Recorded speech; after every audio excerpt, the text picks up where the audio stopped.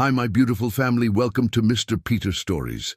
Before we dive in, I want to say a heartfelt prayer for our beautiful family. May we all be blessed with health, happiness, and strength. May we always support each other and spread love in everything we do. Dear Lord, we come before you with grateful hearts, asking for your continued blessings over this beautiful family. We pray for health, peace, and strength for each member, and for protection from any harm or negativity that may come our way. We ask that you bless our minds with wisdom, our hearts with love, and our lives with joy. May we continue to grow in faith, support one another through every trial, and be a light to those around us. Lord, please watch over Binta and grant her the healing and strength she needs during this time. We trust in your grace and hold on to the hope you provide. Amen. Now, how was the last story? Did you enjoy it? If you are satisfied with my work, type yes in the comments. Your support means the world to me. Binta is not feeling well at the moment, so please keep her in your prayers. We truly appreciate all your love. And have you told your friends and family about my work? Let's continue to grow together and share these beautiful stories. Let's begin with love. The late afternoon sun cast long shadows through the towering glass windows of Prince Industries, painting golden streaks across the pristine marble floor. Zara Sweet stood in the cavernous foyer, her reflection fractured across the polished surfaces surrounding her. Her hands trembled slightly as they clutched the leather portfolio, a weight far heavier than its physical presence suggested. Inside that portfolio lay the evidence of her stepfather, Andrew Simmons' betrayal, detailed financial records showing nearly $2 million systematically drained from the company's charitable foundation. Each document represented another crack in the foundation of her world, another thread in the web of lies that had ensnared her family. The security guard at the desk kept glancing her way, perhaps noting how she seemed out of place in her simple navy dress among the parade of power suits and designer wear. Zara had spent her last savings on this outfit, knowing this meeting could determine not just her future, but her father's fate as well. She reached up to touch the small silver locket at her throat, her mother's final gift before passing away 6 years ago. The familiar gesture brought little comfort today. "Miss Sweet," the executive assistant's voice cut through her thoughts. "Mr. Prince will see you now." Zara followed the clicking of the assistant's heels across the lobby, each step echoing like a countdown. The elevator ride to the 50th floor was silent, save for the soft hum of machinery and the pounding of her heart. She caught glimpses of her reflection in the mirrored walls, dark eyes wide with apprehension, coffee-colored skin pale with anxiety, and her normally confident posture betraying her fear. The elevator opened directly into a reception area that seemed designed to intimidate. Modern art pieces worth more than her yearly salary adorned the walls, while a massive abstract sculpture dominated the center of the room. The message was clear. This was the domain of power, of wealth, of influence far beyond her world. "Right this way," the assistant directed, leading her to a set of imposing double doors. Ashwell Prince's office was somehow both exactly what she expected and completely surprising. The space was vast, with floor-to-ceiling windows offering a panoramic view of the city below. But rather than the ultra-modern aesthetic of the reception area, the office held an unexpected warmth. Rich wooden furniture, leather-bound books, and what appeared to be local artists' works created an atmosphere that was powerful yet approachable.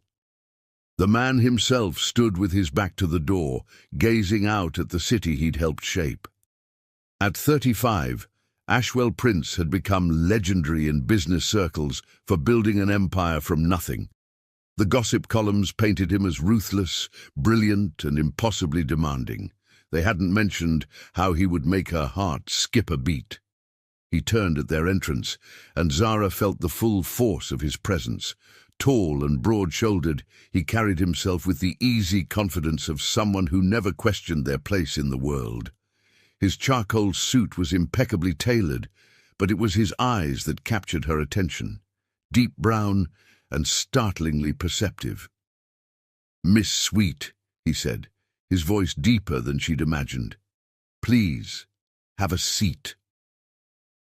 The assistant disappeared, closing the doors behind her with a soft click that seemed to seal Zara's fate. She perched on the edge of one of the leather chairs facing his desk, clutching the portfolio like a shield. "I understand you have something urgent to discuss." Prince settled into his chair, studying her with an intensity that made her skin tingle. Zara swallowed hard, trying to find her voice. The carefully prepared speech she'd rehearsed all morning evaporated under his gaze. "Mr. Prince, I'm here about the Foundation's missing funds." His expression didn't change, but something shifted in his eyes. "Continue." With trembling fingers, Zara opened the portfolio and began laying out documents on his desk.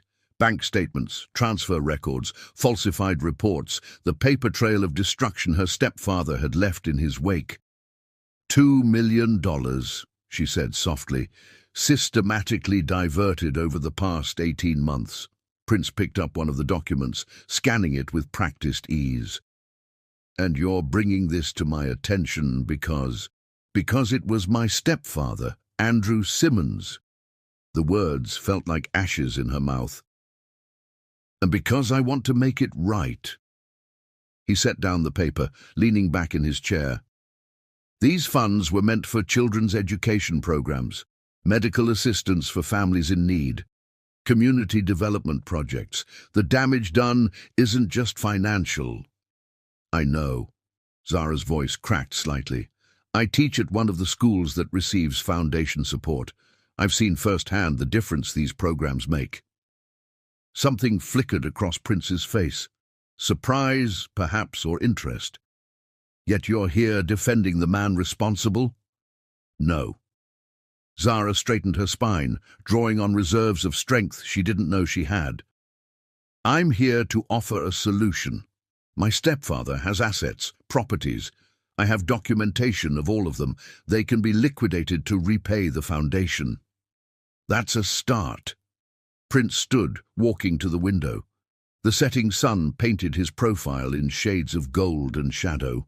"But it doesn't address the breach of trust, the Foundation's reputation, the potential scandal if this becomes public." Zara's heart sank. She'd known it wouldn't be simple, but hearing him say it made it real. "Please," she whispered, her voice thick with unshed tears. "I'll do anything to protect my father. He's sick. His heart. The stress of arrest, imprisonment.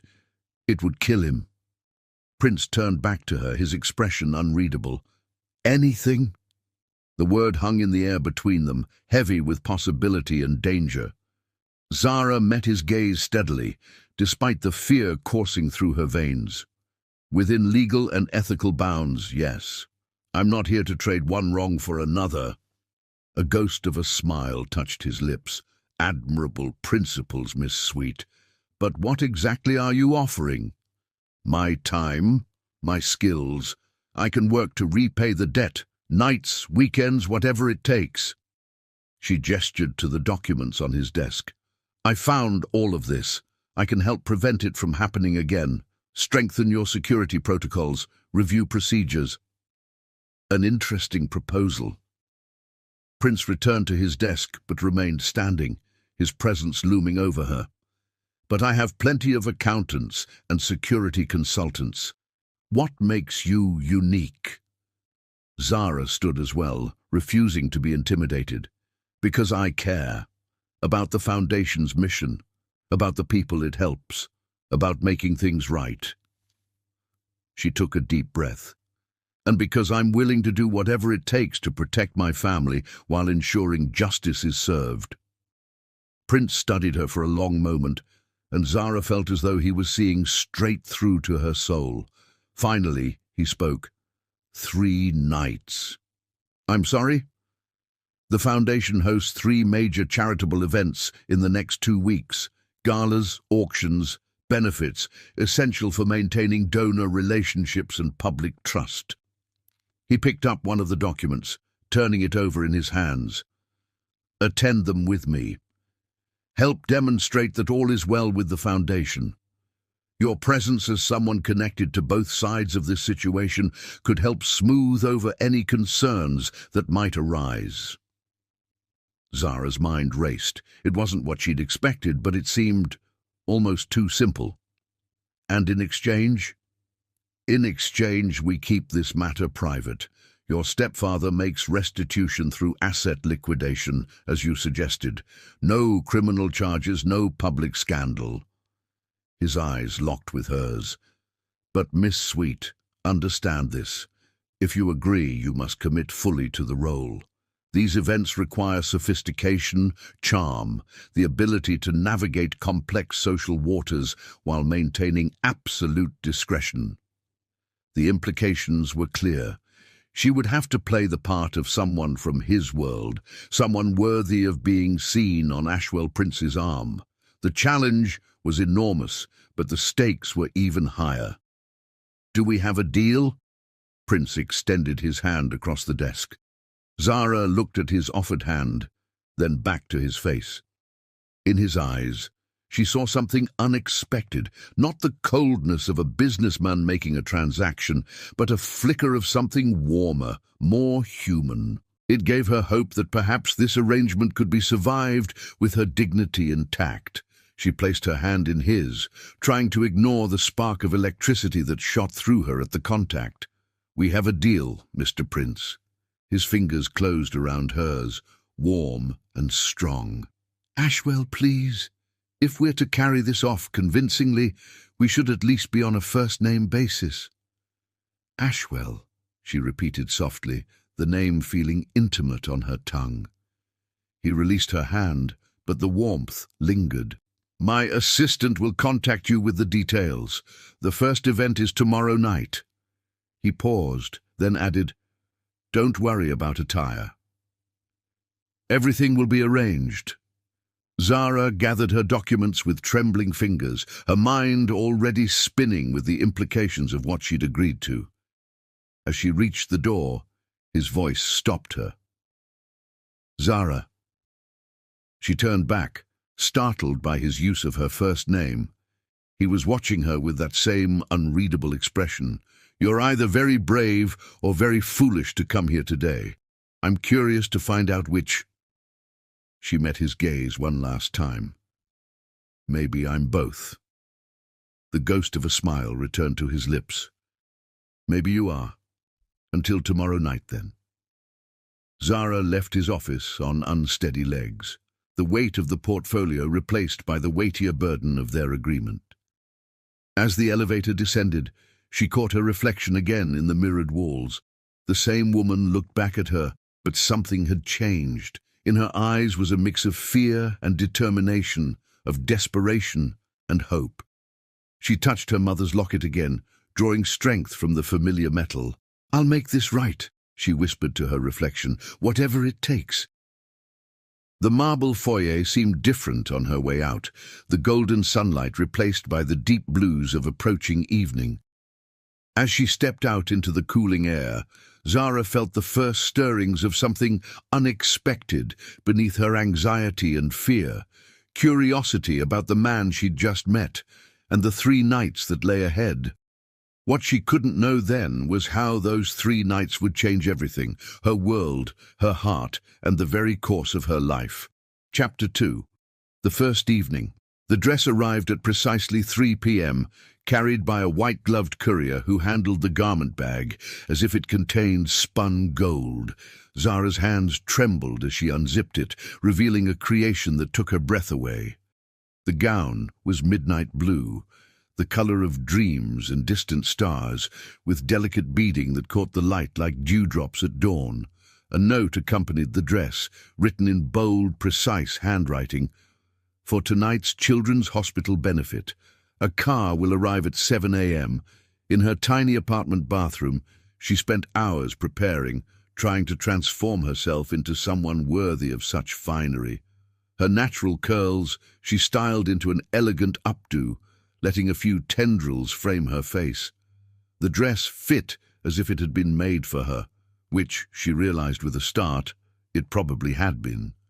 At exactly 7 p.m., a sleek black car pulled up outside her building. The driver opened the door, revealing Ashwell Prince sitting inside, his tuxedo making him even more devastatingly handsome than he'd been in his business suit.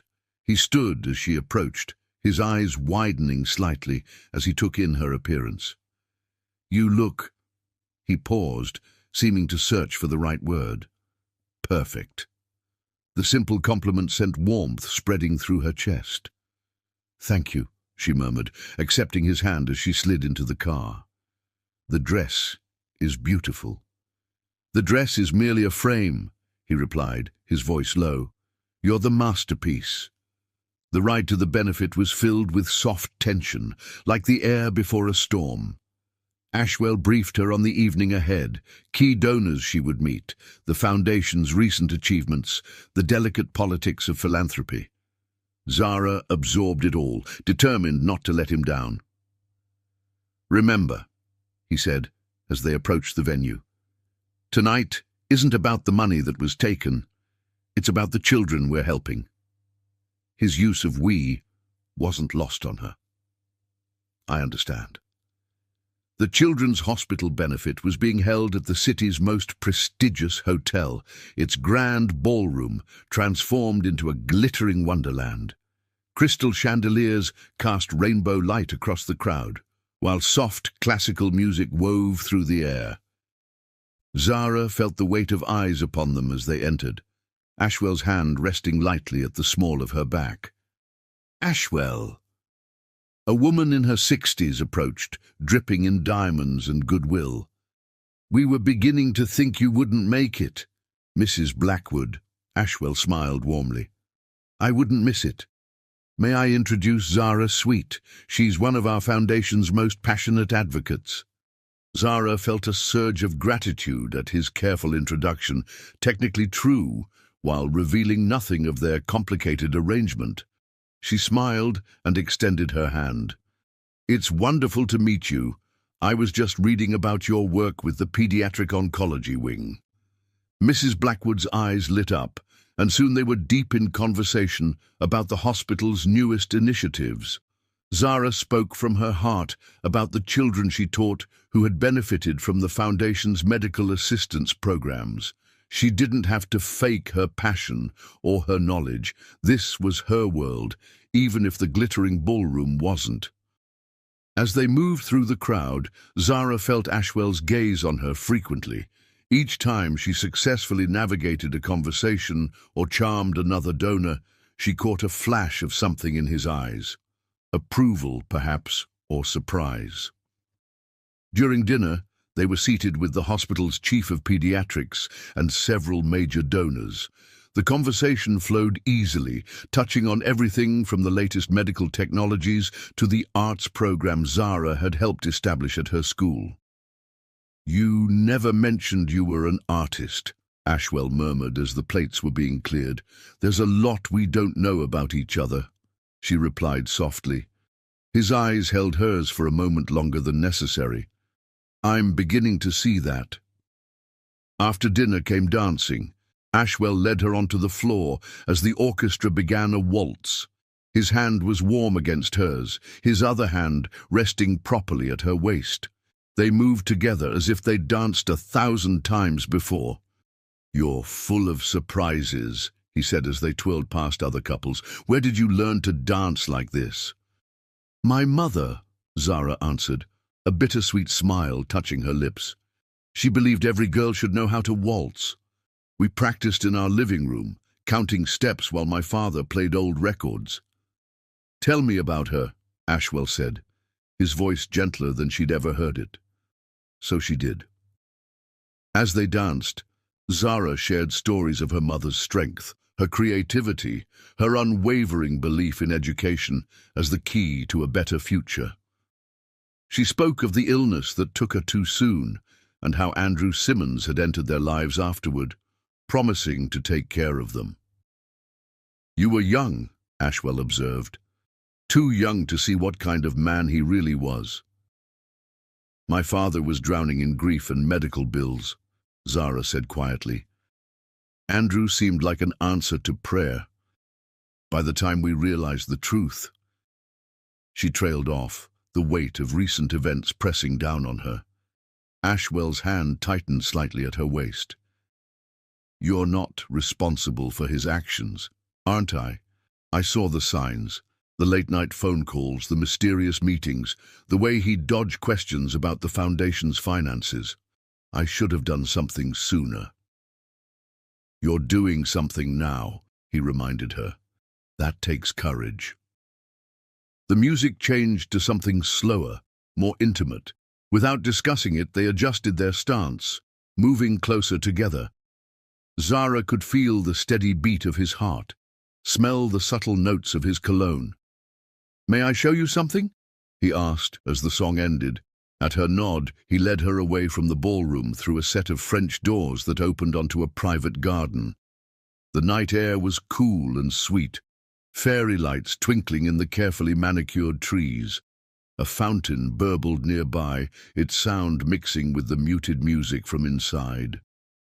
"This garden is my favorite part of the hotel," Ashwell said, leading her along a winding path. "It reminds me of where I started." "What do you mean?" He stopped beside a rosebush, its blooms pale in the moonlight. "My first job was as a gardener's assistant, minimum wage, long hours in the sun. But I learned something valuable. With patience and care, beautiful things can grow in the most unlikely places." Zara studied his profile, seeing beyond the powerful businessman to the young man who had built himself from nothing. "Is that why you started the foundation?" "Partly," he turned to face her. "I know what it's like to need help, to have potential but lack resources. The foundation isn't just charity, it's investment in human potential." "Which makes what Andrew did even worse," Zara said softly. "Look at me." His voice was firm but kind. When she met his eyes, he continued, "Tonight I've watched you champion our cause, connect with donors, inspire people to give more. You didn't just wear a pretty dress and smile, you showed them the real impact of what we do. That matters more than the money your stepfather took." Tears pricked at Zara's eyes. "You're nothing like I expected," she whispered. "Neither are you." His hand came up to brush away a tear that had escaped down her cheek. The touch was feather-light, but sent electricity coursing through her. "When you walked into my office yesterday, I thought I had you figured out. Another society girl trying to fix Daddy's mistakes. I've never been happier to be wrong." They stood there in the moonlit garden, the moments stretching between them like spun glass. Zara was acutely aware of how close they were standing, of the warmth of his hand that had moved to cup her cheek, of the way his eyes seemed to hold entire galaxies. A burst of laughter from the ballroom broke the spell. Ashwell dropped his hand, taking a small step back. "We should return. There are still people you need to meet." Zara nodded, trying to slow her racing heart. As they walked back toward the light and music, she felt different, stronger somehow, more certain of herself. Whatever this arrangement was between them, it had shifted tonight into something more complex than a simple business deal. The rest of the evening passed in a blur of introductions and conversations. Zara played her part perfectly, but she was increasingly aware of Ashwell's presence, of the way his hand would find the small of her back as he guided her through the crowd, of how his eyes sought hers across the room.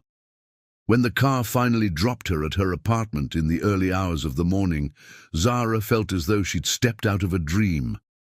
But the memory of Ashwell's touch on her cheek, the warmth in his eyes as he'd watched her dance, those felt more real than anything in her regular life. She carefully hung up the beautiful dress, her fingers lingering on the beading. 2 more nights, she reminded herself. 2 more nights to navigate this delicate dance between obligation and attraction, between past and future, between the woman she was and the woman she was becoming. As she finally drifted off to sleep, Zara's dreams were filled with moonlit gardens and the echo of a waltz. In them, she was dancing with a man whose eyes held galaxies and whose touch could make her heart forget every reason why falling for him would be dangerous. The first night was over, but its effects would ripple through all that was to come, changing both of them in ways neither could have predicted. Chapter 3. Unexpected Understanding. The Metropolitan Museum's Grand Hall had been transformed for the Foundation's annual art auction. Paintings and sculptures lined the walls, each piece carefully chosen to represent hope, healing, and humanity's capacity for growth. Zara stood before a particularly striking canvas, losing herself in the swirls of color that seemed to pulse with their own inner light. This evening's gown was emerald green silk that whispered against the marble floor as she moved.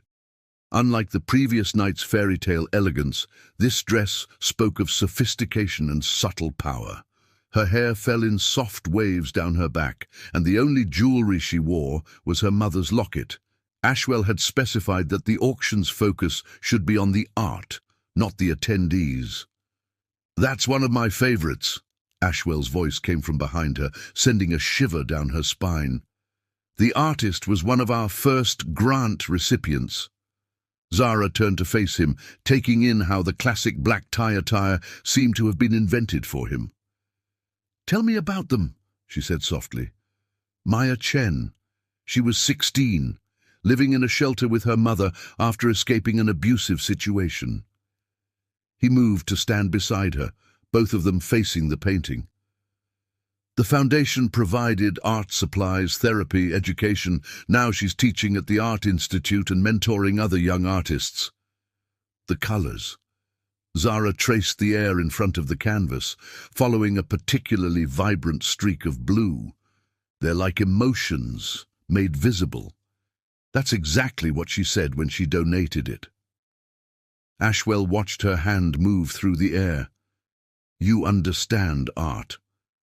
"I understand the need to create beauty from pain." She lowered her hand, feeling his eyes on her profile. "Sometimes it's the only way to survive." The moment stretched between them, heavy with unspoken understanding. Then the curator approached, breaking their private bubble with logistics about the evening ahead. Zara listened carefully as the woman explained the auction procedures and highlighted key pieces they should promote to specific donors. "Miss Sweet will be assisting me with the contemporary section," Ashwell informed the curator. "She has quite an eye for emerging artists." The curator's eyebrows rose slightly, but she recovered quickly. "Of course, the Rothman Group is particularly interested in that category. They're looking to donate a significant amount tonight." As they moved through the growing crowd, Zara felt more confident than she had at the previous evening's benefit.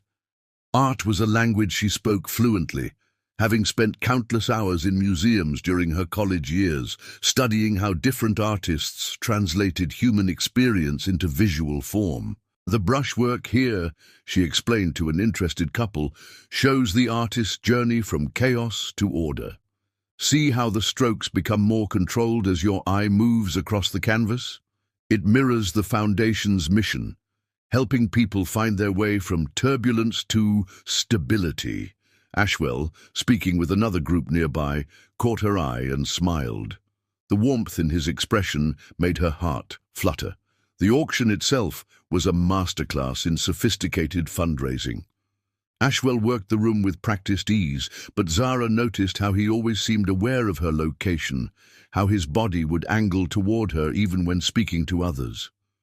When she successfully convinced the Rothman Group to bid on 3 pieces by emerging artists, his hand found the small of her back, the touch sending warmth spreading through her body. During a brief lull, they found themselves in a quiet corner of the gallery. "You're remarkable," Ashwell said softly. "Everyone's enchanted by you." "I'm just being honest about the art," Zara demurred. "These pieces speak for themselves." "It's more than that." He turned to face her fully. "You see the story behind each piece, The humanity in the brushstrokes. It's rare to find someone who looks beyond the surface. Their eyes met, and Zara felt the air between them charged with possibility. Sometimes, she said carefully, beautiful things hide painful truths. Like you? The question was gentle but direct. Zara's breath caught. I'm not hiding anything. You know why I'm here. Do I? He stepped closer, his voice dropping lower. Because the woman I've spent these evenings with seems very different from the desperate daughter who walked into my office. Maybe I'm both, she whispered, echoing her words from their first meeting. Maybe we all have different sides, different stories. Tell me one of yours, he suggested, leading her to a secluded alcove where a small sculpture garden created an intimate space. Something real. Zara touched her mother's locket, drawing strength from its familiar presence. When I was younger, before my mother got sick, we used to visit this small gallery in our neighborhood. The owner would let me sit for hours, sketching the paintings. I wanted to be an artist then. What changed? Reality, medical bills, the need for a steady income. She smiled sadly. Teaching art to children became my compromise, a way to keep the dream alive while being practical. And now, do you still create? Sometimes, late at night when I can't sleep. She looked down at her hands. I have a drawer full of sketches I've never shown anyone. I'd like to see them someday, Ashwell said quietly. The simple statement, the assumption of a future beyond their three-night arrangement, made Zara's heart race. Your turn, she said, trying to steady herself. Tell me something real about you. He was quiet for a moment, considering. When I was building the company, I lived in my car for 6 months, showered at a gym, worked out of public libraries, wore the same 3 suits rotated carefully to maintain appearances. Every morning, I'd park outside this museum and watch people going in and out, promising myself that someday I'd be able to walk through those doors without counting the cost of admission. Zara studied his face, seeing beyond the polished exterior to the hunger and determination that must have driven him. That's why you started the foundation. Partly. He smiled slightly. I remember what it's like to have potential, but lack resources. To know you could achieve something, if you just had a chance. His expression darkened. Which is why your stepfather's actions hit so hard. That money wasn't just numbers on a page, it was opportunities stolen from people who needed them. Shame washed over Zara. I'm so sorry, she whispered. No. His hand caught her chin, gently forcing her to meet his eyes. We've been through this. You're not responsible for his choices. But I am responsible for making it right, she insisted. Is that all this is to you? Making things right? The question hung in the air between them, heavy with implication. Zara's heart pounded as she realized how close they were standing, how his hand had moved from her chin to cup her cheek, how his eyes seemed to draw her in like gravity. She started, but was interrupted by the curator calling for Ashwell's attention. A major donor needed his input on a bidding war that had broken out over one of the showcase pieces. The moment shattered like spun glass. Ashwell dropped his hand, though his eyes lingered on her face. We should get back. The rest of the evening passed in a blur of heightened awareness. Every accidental touch, every shared glance, every moment their paths crossed seemed charged with new meaning. Zara found herself watching him when he wasn't looking, the way he commanded attention without seeking it, how his smile would soften when speaking about the foundation's work, the genuine interest he showed in every person he spoke with. As they worked the room, she began to notice little things she hadn't before. How he always positioned himself between her and large groups, creating a buffer of space when she seemed overwhelmed. How he would subtly guide conversations away from topics that made her uncomfortable. How his hand would find her elbow or the small of her back, not possessively, but supportively. The auction was a tremendous success, raising more than double the previous year's total. As the evening wound down, Zara found herself back in front of Maya Chen's painting, letting its swirling colors calm her racing thoughts. "Still your favorite?" Ashwell asked, appearing beside her. "It reminds me of something my mother used to say," Zara replied, "that art isn't about making pretty pictures, it's about making people feel less alone." "Your mother sounds like a wise woman." "She was." Zara touched her locket. "She would have liked you, I think." The simple statement seemed to affect him deeply. They stood in companionable silence for a moment before he spoke again. "The car's waiting. May I drive you home?" The ride was quiet, filled with unspoken words and lingering glances. When they pulled up to her building, Ashwell got out to open her door, helping her from the car with a gentleman's grace. "Thank you," she said softly, "for trusting me with tonight. Thank you for proving my trust well placed." He paused, then added, "One more night." The reminder of their arrangement sent a pang through her chest. "One more night," she echoed. He reached out, tucking a strand of hair behind her ear, his fingers lingering for just a moment against her skin. "Sleep well, Zara." She watched the car disappear into the night, her skin still tingling where he had touched her. Inside her apartment, she carefully hung up the emerald dress, trying not to think about how empty her closet would look when these borrowed pieces of glamour were gone. As she got ready for bed, Zara caught her reflection in the mirror and barely recognized herself. It wasn't the sophisticated makeup or the elegant hairstyle, it was the look in her eyes, the way she held herself, as if something fundamental had shifted in her core. She pulled out her sketchbook for the first time in months, letting her pencil trace the lines of memory, the curve of his smile, the strength in his hands, the warmth in his eyes when he looked at her. The drawing took shape under her fingers, becoming more than just a portrait. It was a confession in graphite and shadow, a truth she wasn't ready to speak aloud. One more night, she thought as she finally drifted off to sleep.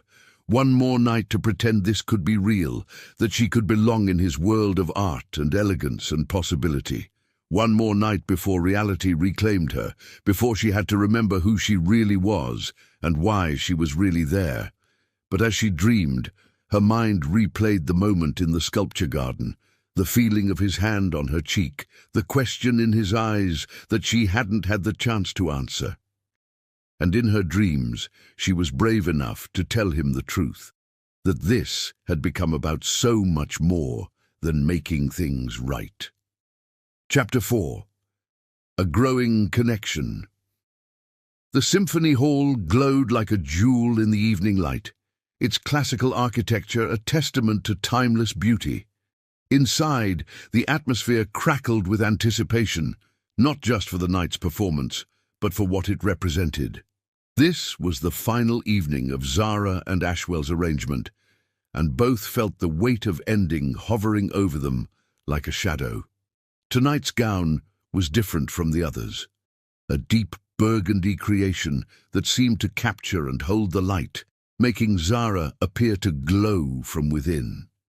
Her hair was styled in an elegant chignon, exposing the graceful line of her neck.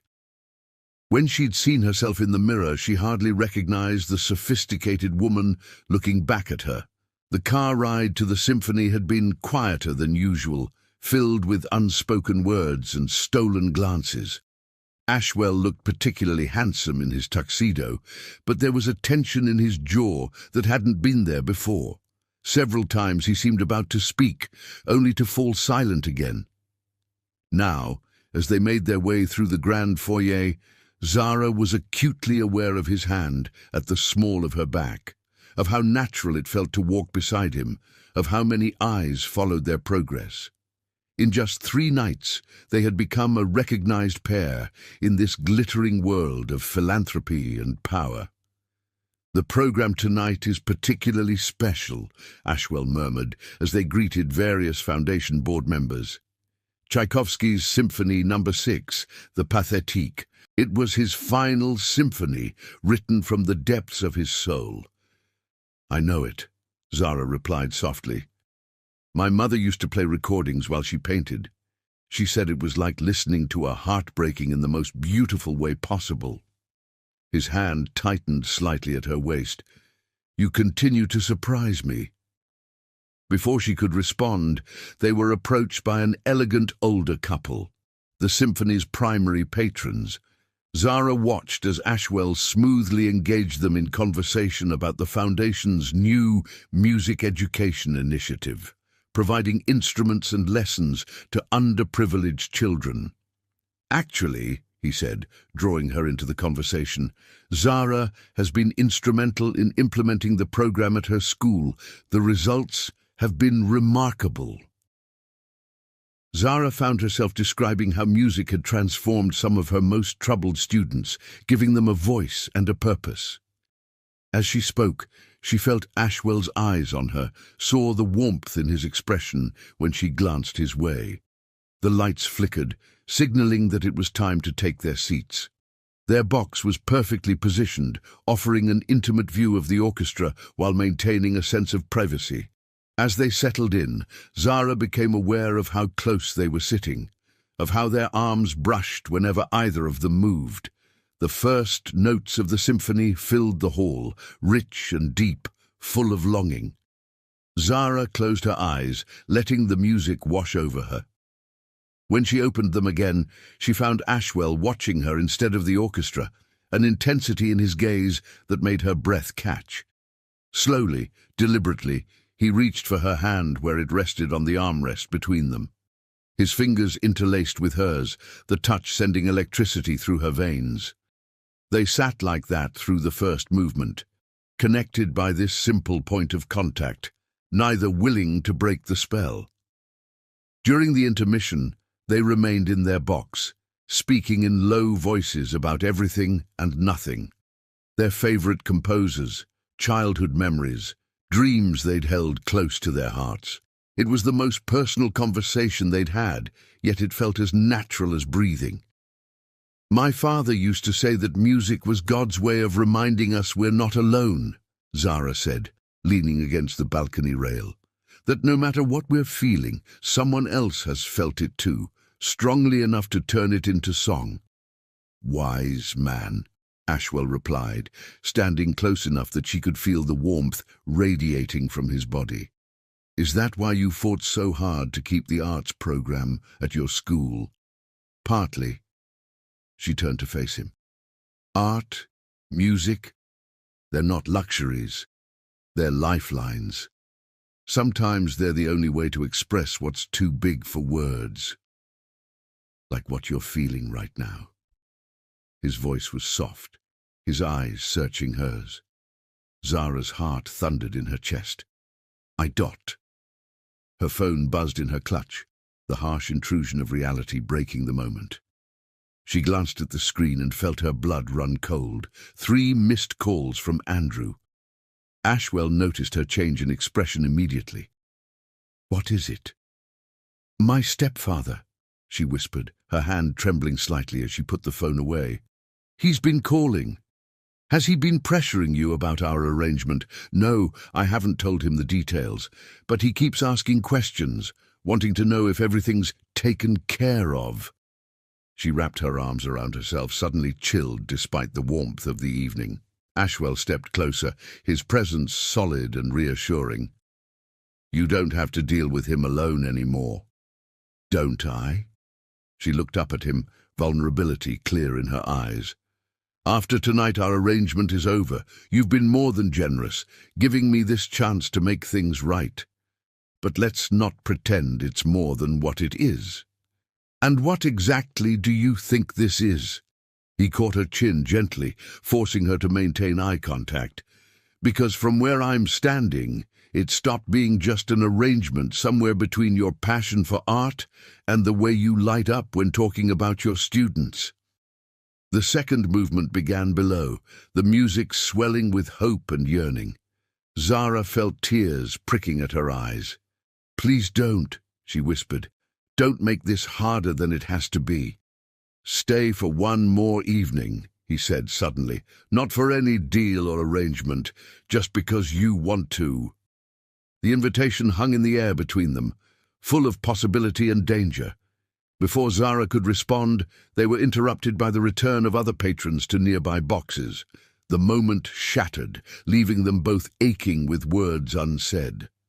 The rest of the performance passed in a haze of emotion, the music seeming to express everything they couldn't say.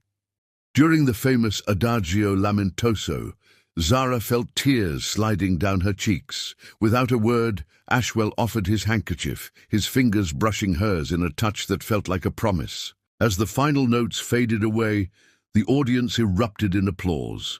But Zara and Ashwell remained still, caught in their private world of unspoken feelings and impossible choices. The drive home was filled with electric silence. When they reached her building, Ashwell got out to open her door as always, but this time he kept hold of her hand after helping her out of the car. "Think about what I said," he murmured, his thumb tracing circles on her palm.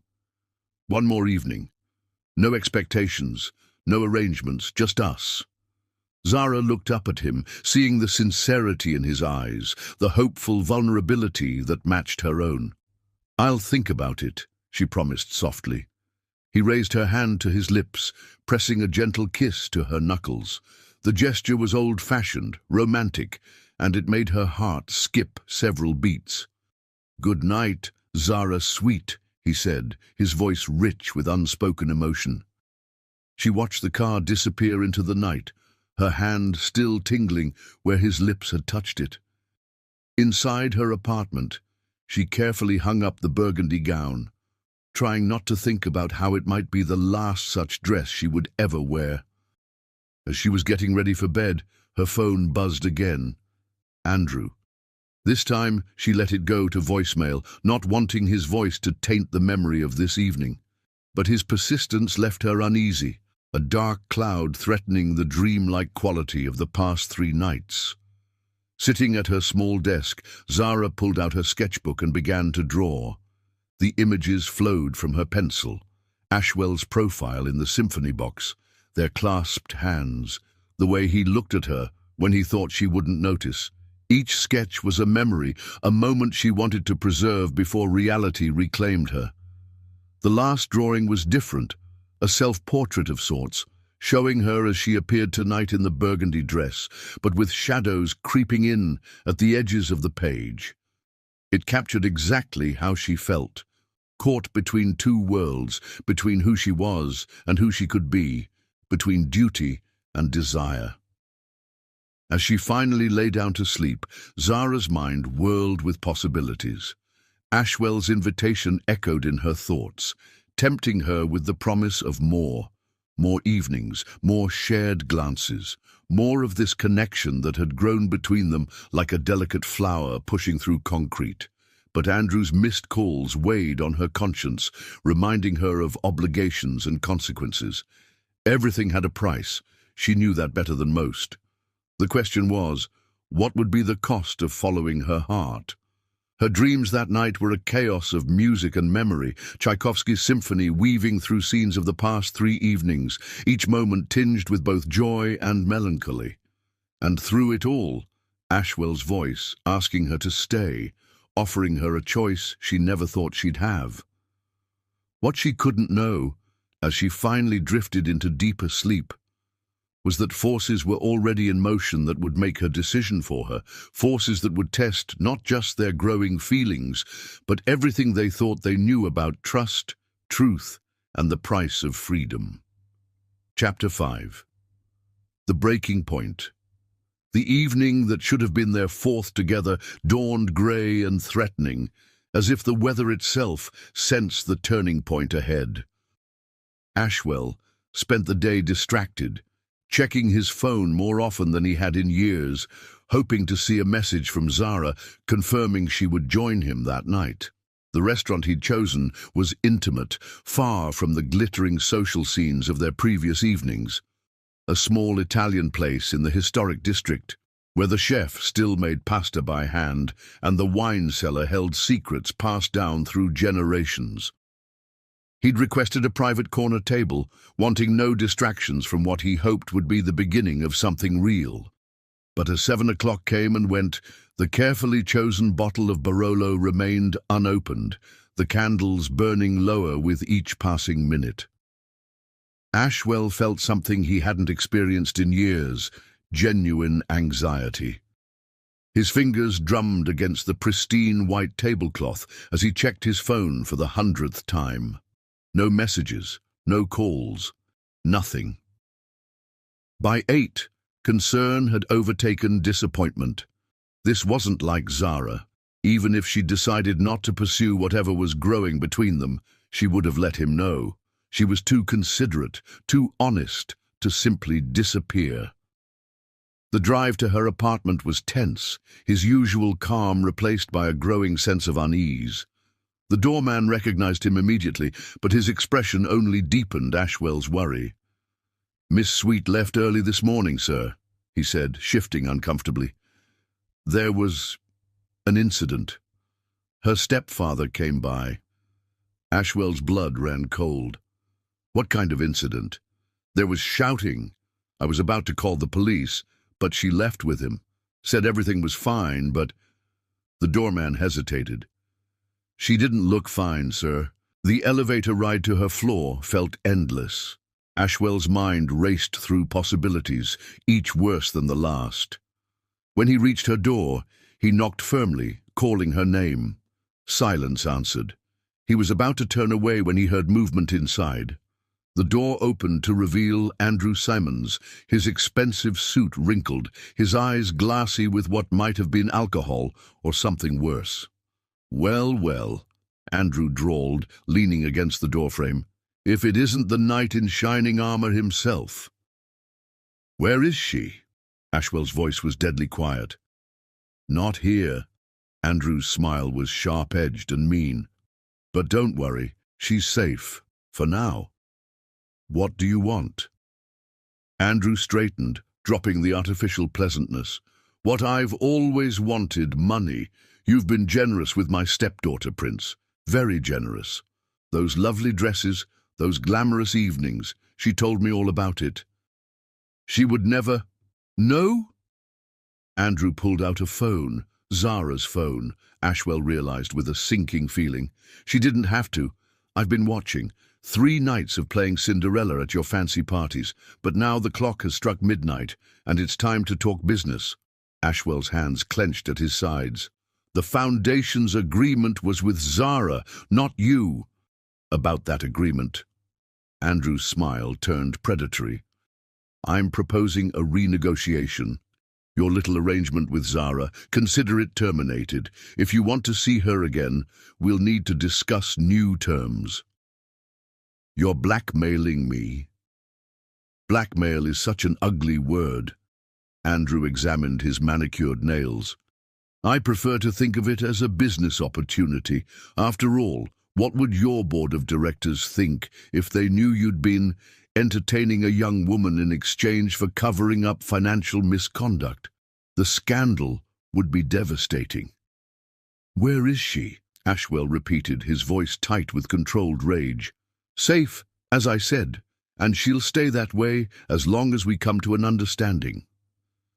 Andrew pulled an envelope from his jacket. "My terms are simple. $5 million transferred to an offshore account. Once the money clears, Zara goes free, and this whole unfortunate situation disappears." Ashwell took the envelope but didn't open it. "How do I know she's really safe?" Andrew pulled out Zara's phone again, scrolled for a moment, then held it up. The photo showed Zara in what appeared to be a small room, her face tear-stained but defiant. The timestamp showed it was taken just hours ago. "You won't get away with this," Ashwell said quietly. "I already have." Andrew's confidence was absolute. "You have 24 hours to make the transfer. I'll text you the details from this phone. And Prince?" His eyes hardened. "Don't try anything clever. Zara's safety depends entirely on your cooperation." The door closed in Ashwell's face, leaving him alone in the hallway with the envelope and a storm of emotions he hadn't felt in years. Rage, fear, guilt, but underneath it all a cold, calculating determination. Back in his car, he opened the envelope. Inside were banking details and a typed note reiterating the threats. But there was something else. A small piece of paper that had fallen into his lap. He recognized Zara's handwriting immediately. "Don't trust him. Storage Unit 247. Be careful." The note was smeared as if written in haste, but it was unmistakably hers. Ashwell started the car, his mind already formulating plans.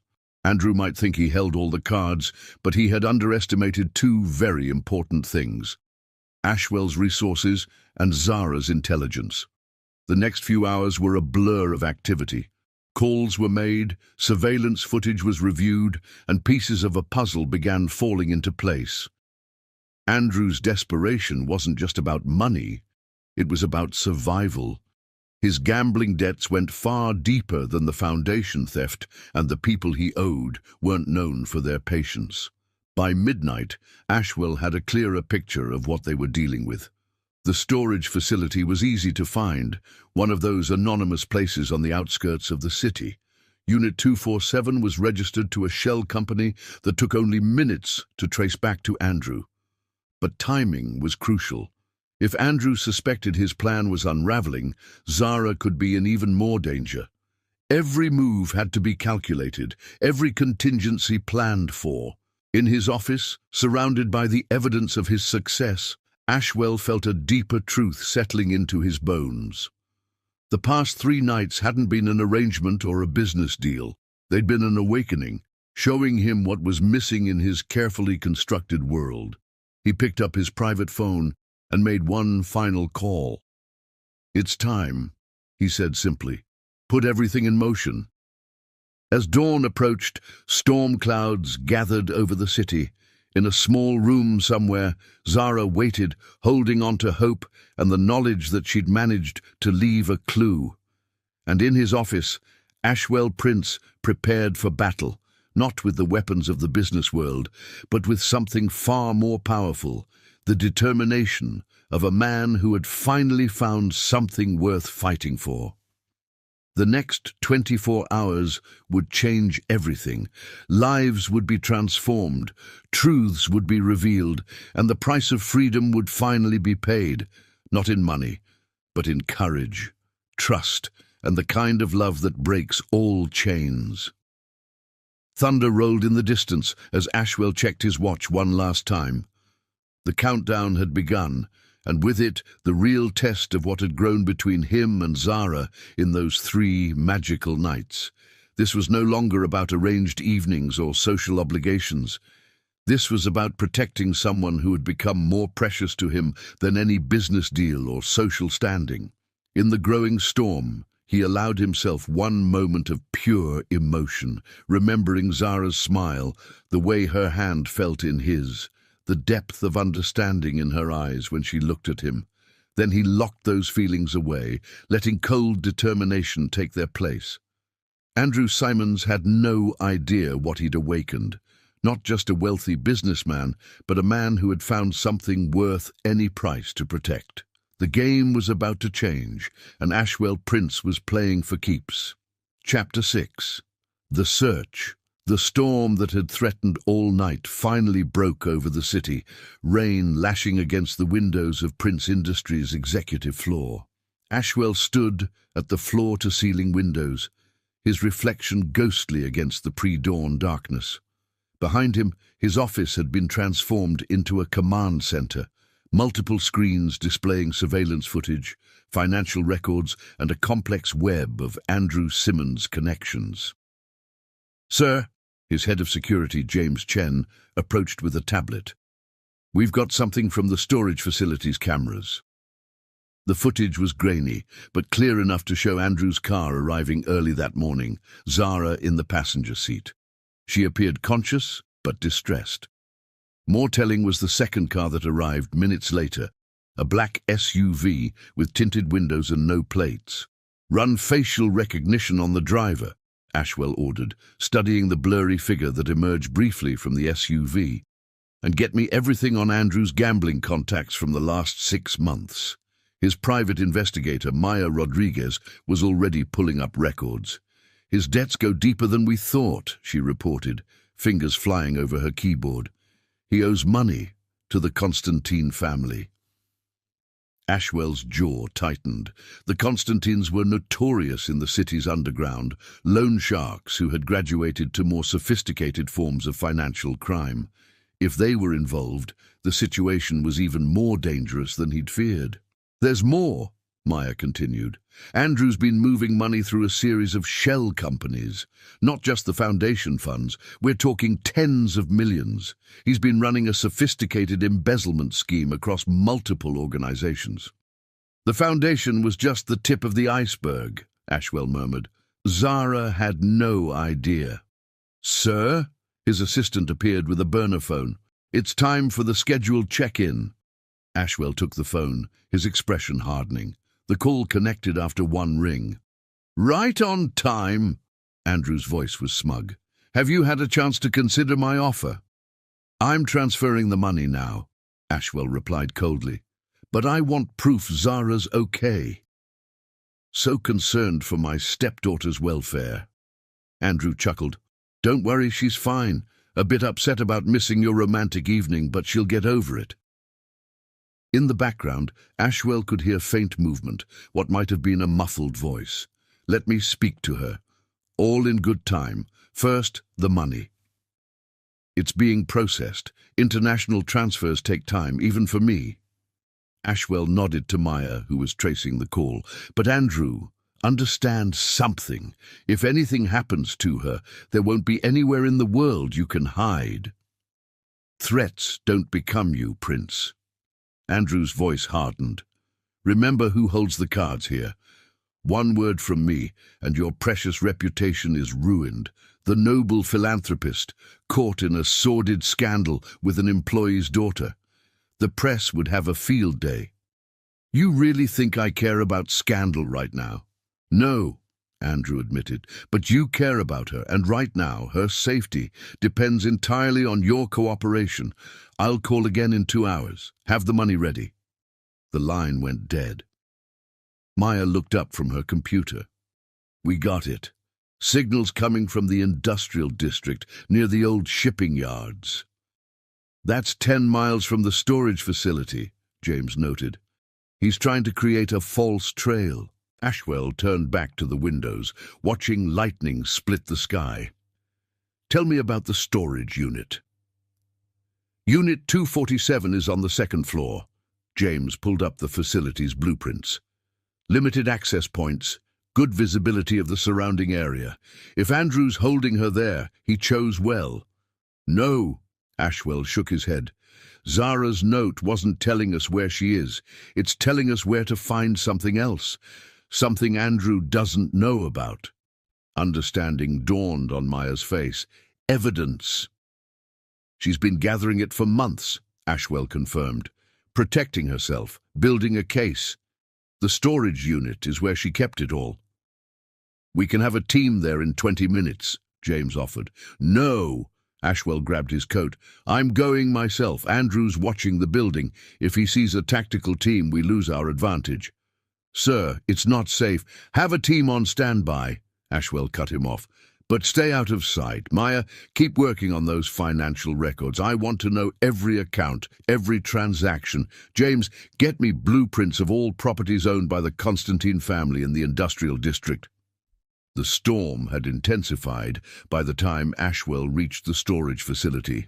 Rain drummed against his car's roof as he surveyed the area, noting the security cameras' positions. The facility was quiet at this hour, most of the lights off except for the essential safety illumination. Using the code he'd obtained from the facility's database, he entered through a side door, taking the stairs rather than the elevator. Unit 247 was halfway down a dimly lit corridor, its padlock identical to all the others. The lock's combination came from Zara's phone records, the last 4 digits she'd dialed before Andrew took her. Inside, the unit was meticulously organized. Boxes lined the walls, each labeled with dates and categories, but it was the laptop sitting on a small desk that caught his attention. The password prompt glowed in the darkness. Ashwell smiled slightly, remembering their conversation in the museum garden. He typed, "Beauty from pain." The screen came to life, revealing folders upon folders of documented evidence. Financial records, photographs, audio recordings. Zara had been thorough, but it was a video file dated just 2 days ago that made his breath catch. Zara's face filled the screen, her expression determined despite the fear in her eyes. "If you're watching this, something's gone wrong. Andrew's been embezzling for years, not just from the foundation. The evidence is all here, organized by date and company. But that's not the worst of it." She glanced over her shoulder before continuing. "He's working with the Constantines, helping them launder money through legitimate businesses. I have proof, account numbers, recordings, everything." The video ended with Zara looking directly into the camera, her voice soft but strong. "Ashwell, if you find this, I'm sorry. I wanted to tell you everything, but I needed to be sure. Please be careful.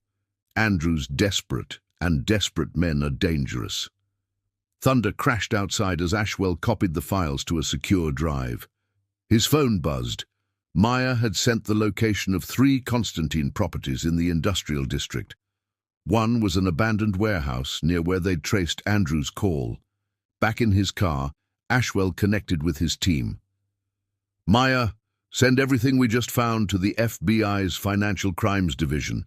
James, get your team in position around the warehouse, but do not move in. Andrew's not working alone, and we can't risk Zara's safety." The rain was easing as he drove toward the industrial district, his mind racing through scenarios and contingencies. The pieces were falling into place, but the next few hours would be critical. One wrong move could have devastating consequences. His phone rang, the burner phone. Andrew was calling early. "Change of plans?" Andrew's voice was tense, agitated. "The money, now, no more delays." "What's wrong, Andrew?" Ashwell kept his voice calm. "Your friend's getting impatient." A pause, then a curse. "You've been busy. Storage Unit 247 sends its regards. You have no idea what you're dealing with." "Actually, I do. The Constantines, the money laundering, all of it. Right now, the FBI is receiving enough evidence to put you away for decades, but we can still deal." "Deal?" Andrew laughed harshly. "What could you possibly offer me now?" "A way out. Money, new identity, clean passport. Enough to disappear before the Constantines realize you've been exposed. All I want is Zara." Another pause, longer this time. In the background, Ashwell could hear voices arguing in Russian. "1 hour," Andrew finally said. "The warehouse at Pier 17. Come alone, bring proof of the transfer. And Prince, no police, or she dies." The line went dead. Ashwell immediately contacted his team. "Did you get that?" "Warehouse is confirmed," James replied. "Thermal imaging shows 4 heat signatures inside, 1 stationary, likely Zara." "Have the FBI move in as soon as we have her," Ashwell ordered. "But no one moves until my signal. Everything depends on timing now." The warehouse loomed ahead, a dark mass against the lightening sky. As Ashwell parked, he touched the inside pocket of his jacket, feeling the reassuring weight of what it contained. Then he stepped out into the drizzling rain, ready to face whatever came next. Behind him, the storm was finally breaking, dawn's first light piercing through the clouds. Somewhere in that warehouse, Zara was waiting. And this time, Ashwell Prince wasn't just fighting for justice or reputation. He was fighting for love. The real game was about to begin, and he intended to win. Chapter 7. Hidden Strength. The warehouse office where they held Zara was cold, the kind of deep chill that seeps into bones and settles there. She sat in a metal chair, her wrists bound with zip ties, but her mind was racing, calculating, planning. The burgundy dress from the symphony still hung in her closet, a reminder of what should have been. Instead, she wore jeans and a sweater, her hair falling loose around her face, a shield behind which she could observe without being noticed. Andrew paced the small space, his expensive shoes clicking against concrete, his usual polished demeanor cracking with each passing hour. Two men in dark suits stood by the door, speaking in low Russian. The fourth man, clearly the leader, sat at a desk watching Andrew with the patient menace of a predator. "She knows nothing," Andrew was saying, his voice tight with desperation. "She's just a teacher, for God's sake." The man at the desk, Victor Constantine, Zara had learned, smiled thinly. A teacher who managed to document 5 years of financial transactions, who created detailed records of our entire operation. "I think perhaps you underestimate your stepdaughter, Mr. Simons."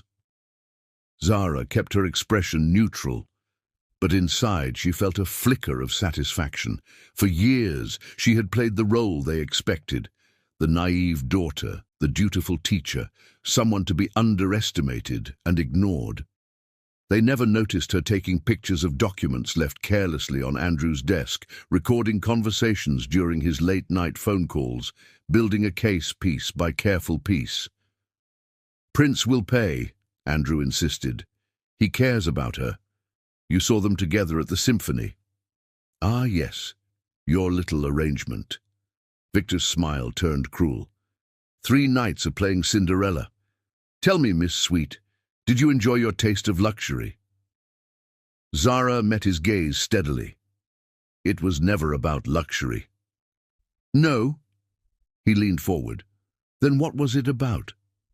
"Justice." The word was quiet but firm. "Everything I did, every piece of evidence I gathered, was about bringing the truth to light." Victor's eyes narrowed. "And what truth is that?"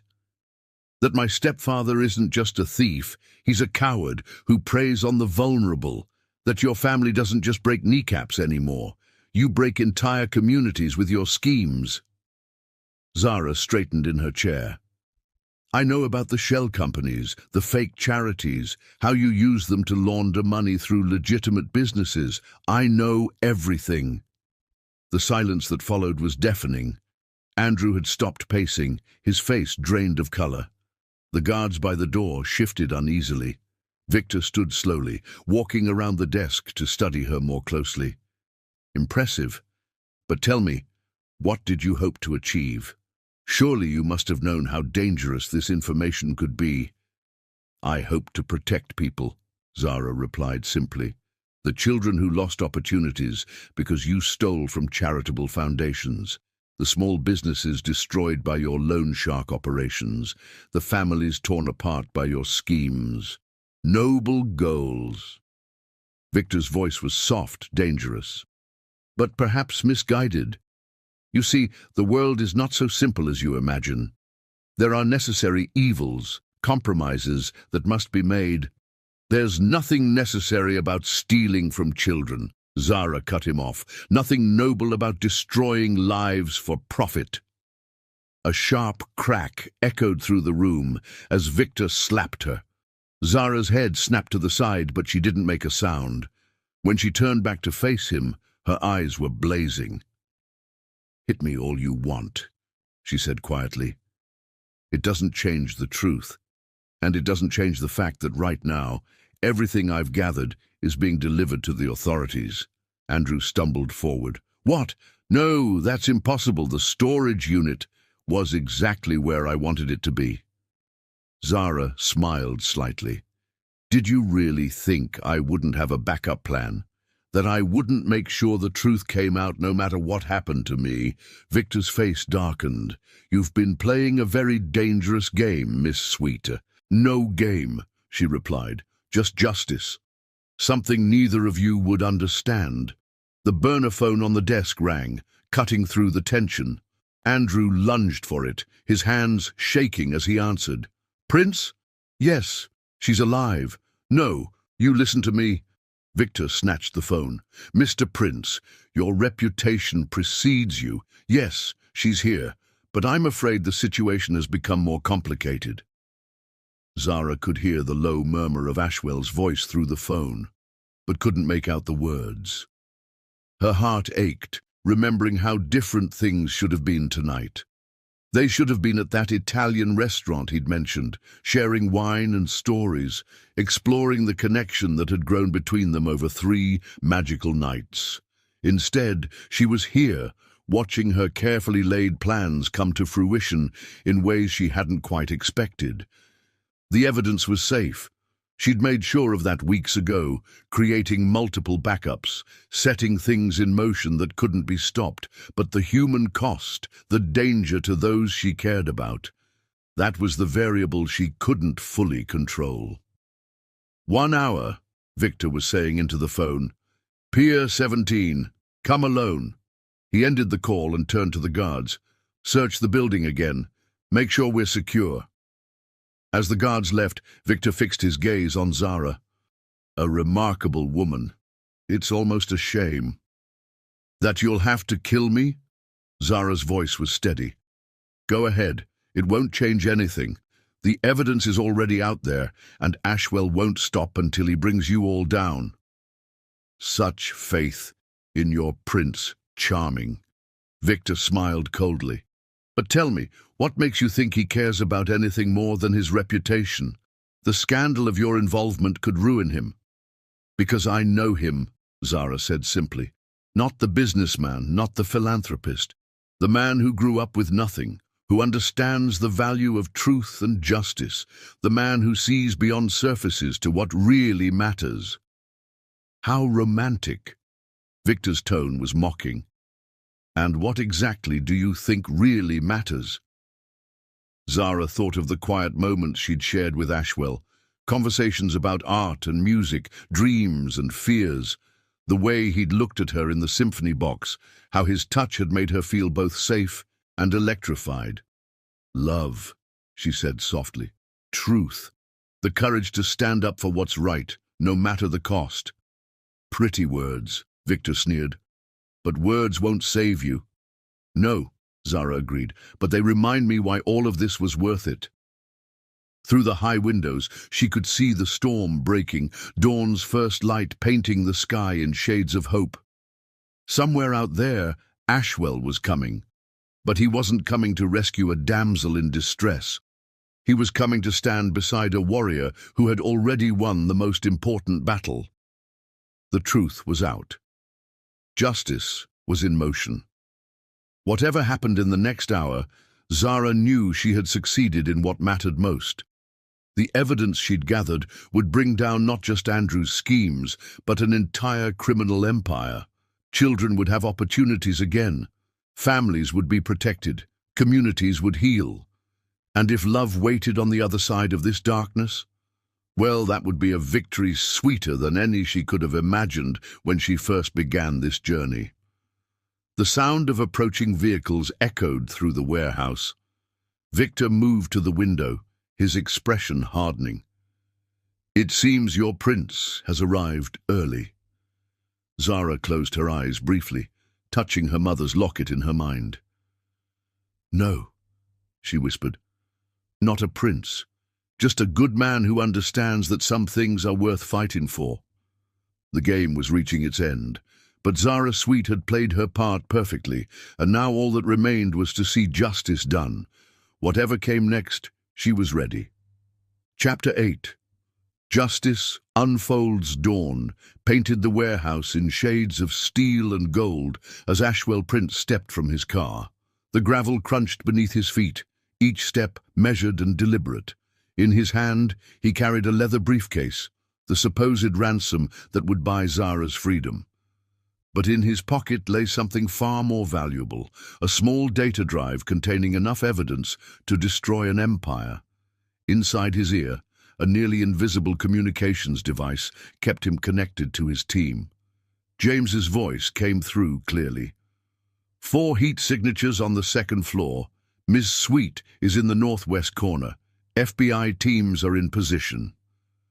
Ashwell didn't respond, couldn't, with Victor's men watching from the windows above. Instead, He walked steadily toward the entrance, his face a mask of careful control. But inside, his heart thundered with a mixture of fear and determination. Not fear for himself, but for Zara, who had risked everything to expose the truth. The warehouse door opened with a metallic groan. Two men in dark suits waited inside, their weapons not quite concealed beneath their jackets. They patted him down efficiently, finding nothing but the briefcase and his phone, which they confiscated. If they noticed the communications device, they gave no sign. "This way," one of them said in heavily accented English, gesturing toward a rusting staircase. The second floor was dim, despite the growing daylight, shadows clinging to the corners like old secrets. Ashwell followed his escorts down a narrow corridor, past empty offices and abandoned machinery. At the end of the hall, a door stood open, spilling fluorescent light into the gloom. His first glimpse of Zara nearly broke his composure. She sat straight-backed in a metal chair, her hands bound, but her eyes fierce and clear. A red mark bloomed on her cheek where someone had struck her, and Ashwell felt rage surge through his blood. But when their eyes met, he saw something in hers that steadied him, not fear or desperation, but quiet triumph. "Right on time," Victor Constantine said from behind an old metal desk, and looking remarkably calm for a man about to pay $5 million for a woman he's known less than a week. "The money's here." Ashwell placed the briefcase on the desk. "Now let her go." Victor smiled thinly. "Not quite yet. You see, we have a small problem. Your friend here has been quite busy, gathering evidence, documenting transactions, causing all sorts of trouble." "I know." Ashwell's voice was level. "That's why I'm here." "To save her?" Victor's smile widened. "How romantic. But tell me, Mr. Prince, what exactly are you saving her for? A few more nights of playing pretend in your glittering world? Or perhaps something more permanent? A beautiful story for the society pages? The wealthy businessman and the noble teacher who stole his heart? "You don't understand anything about us," Zara spoke for the first time, her voice strong despite her situation. "No," Victor turned to her. "Then enlighten me. What is this great love story that's worth risking everything for?" "It's not about love," Ashwell said quietly, drawing Victor's attention back to him. "It's about justice." In that moment, several things happened at once. A series of explosions rocked the building, flashbangs detonating on multiple floors. The lights went out, plunging the room into chaos. And Ashwell moved with a speed that surprised everyone, especially Andrew Simons, who had been inching toward Zara with desperate intent. The guards reached for their weapons, but FBI teams were already pouring through windows and doors.